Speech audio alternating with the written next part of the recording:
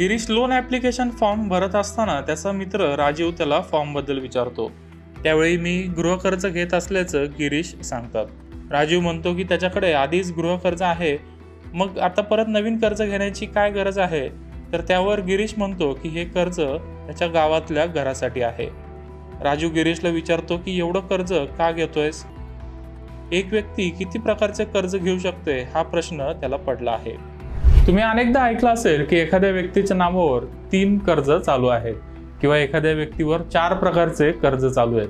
अशा परिस्थितीत राजीव प्रमाणे तुम्हालाही प्रश्न पडला असेल की एक व्यक्ती नक्की किती कर्ज घेऊ शकते.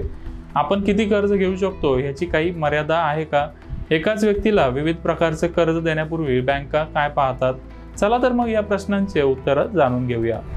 तुम्ही पहिल्यांदा कर्ज घ्या किंवा दुसऱ्यांदा किंवा तिसऱ्यांदा, जेव्हा तुम्ही कर्जासाठी अर्ज करता, बँक प्रथम तुमची कर्जाची पात्रता तपासते. पात्रतेचा अर्थ असा होतो की तुम्ही जेवढ्या रकमेसाठी अर्ज केलाय तेवढी रक्कम बँक तुम्हाला देऊ शकते का.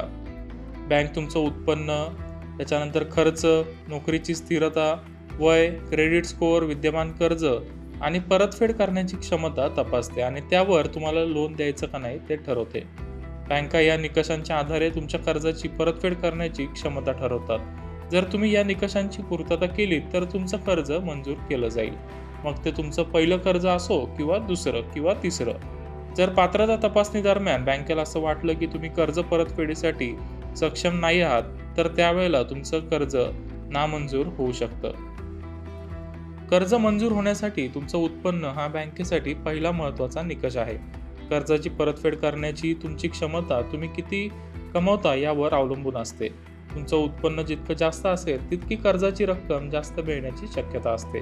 तुम्ही कर्जासाठी अर्ज करता तेव्हा तुम्हाला किमान 6 महिन्यांचं बँक स्टेटमेंट आणि पे स्लिप्स मागितले जातात. बँक तुमचं उत्पन्न, खर्च आणि कर्ज फेडण्याची क्षमता तपासते. RBIच्या नियमानुसार असं मानलं जातं की जी व्यक्ती कर्ज घेते ती संपूर्ण पगार कर्ज परतफेडीसाठी वापरू शकत नाही. त्याला घर खर्च, वैयक्तिक खर्च, औषधं आणि इतर खर्च करावे लागतात. त्यामुळे EMI किती भरावा यावर RBIने काही मर्यादा घातल्या आहेत. हे खर्च वेगळे केल्यानंतर व्यक्तीकडे जी रक्कम उरते ती म्हणजे त्याची कर्ज परतफेड करण्याची क्षमता.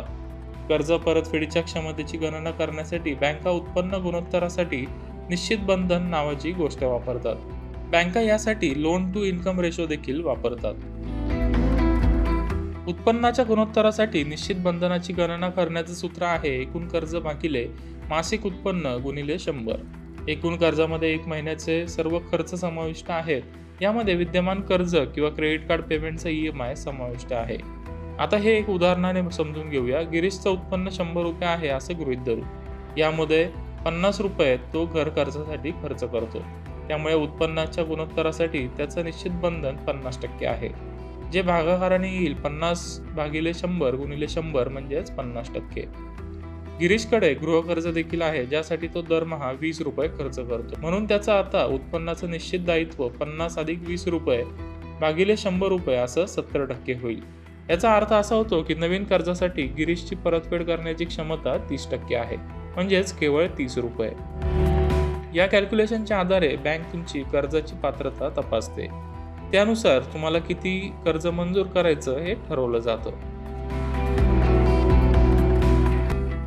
जब आप लोन लेते हैं तो लोन्स का जैसे वो देखा नहीं जाता जहाँ पे आपके पास 1 लोन है, 2 लोन है, 3 लोन है, उस तरह से नहीं देखा जाता.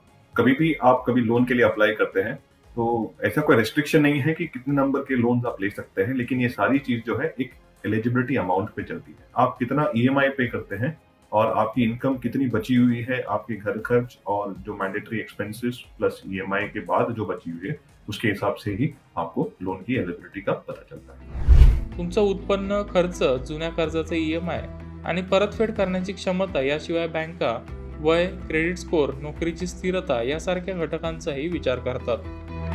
जुन्या कर्जाचे EMI वेळेवर भरल्याने क्रेडिट स्कोअर सुधारतो, तसेच तुमची आर्थिक विश्वासार्हता वाढते. तुम्ही जर बँकेच्या कर्जाची परतफेड केली नाही तर बँकेचं खूप मोठं नुकसान होतं. त्यामुळे बँका या संदर्भात अतिशय गंभीर असतात. जब आपकी इनकम बढ़ेगी तब आपका जो एलिजिबिलिटी है वो बढ़ जाएगा. एक और तरीका है, बहुत अच्छा तरीका है, जहाँ पे अगर आप कोपे को ऐड कर दें.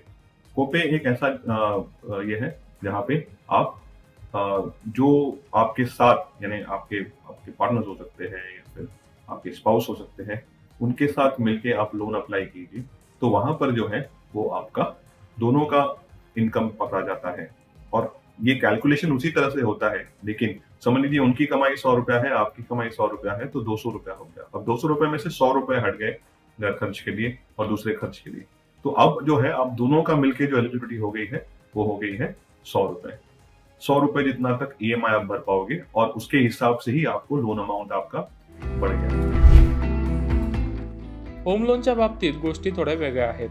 तुमच्या उत्पन्नाची पातळी आणि परतफेड करण्याची क्षमता तुम्हाला जास्त प्रमाणात कर्ज घेण्याची परवानगी देत असली तरीही खरेदी केलेल्या मालमत्तेची किंमत कमी असल्यास तुम्ही कर्ज जास्त घेऊ शकत नाही। इथेच लोन टू व्हॅल्यू रेशो किंवा LTV गुणोत्तर महत्त्वाचा आहे।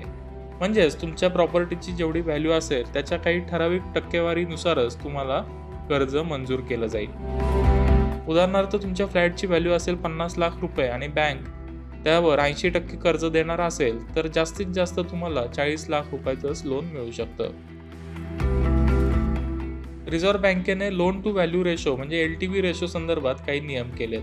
30 लाख रुपयापर्यंतच्या मालमत्तेसाठी कमाल LTV प्रमाण 90% असेल, म्हणजेच 30 लाखाच्या प्रॉपर्टीवर केवळ 27 लाख रुपये कर्ज मिळेल। त्याचप्रमाणे 30 लाख ते 75 लाख रुपयापर्यंतची प्रॉपर्टी असेल तर त्यावर 80% कर्ज मिळेल आणि 75 लाख रुपयांपेक्षा जास्त व्हॅल्यूची मालमत्ता असेल तर त्यावर 75%च कर्ज मिळेल।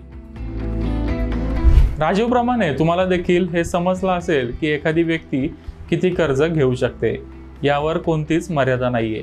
जर तुम्ही 2 किंवा 3 वेगवेगळ्या प्रकारचे कर्ज फेडण्यास सक्षम असाल तर ते तुम्ही घेऊ शकता, मग ते होम लोन असो किंवा पर्सनल लोन।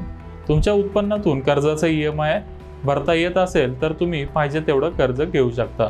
मात्र कोणतंही कर्ज घेताना आपल्याला त्याची खरंच गरज आहे का याचा विचार केला पाहिजे। कर्ज घेताना processing fee, mortgage charges, foreclosure charges यावर खूप पैसे खर्च होतात। तसेच आपण जास्त कालावधीसाठी कर्ज घेतला असेल तर मुद्दलीपेक्षा जास्त व्याज भरावं लागतं।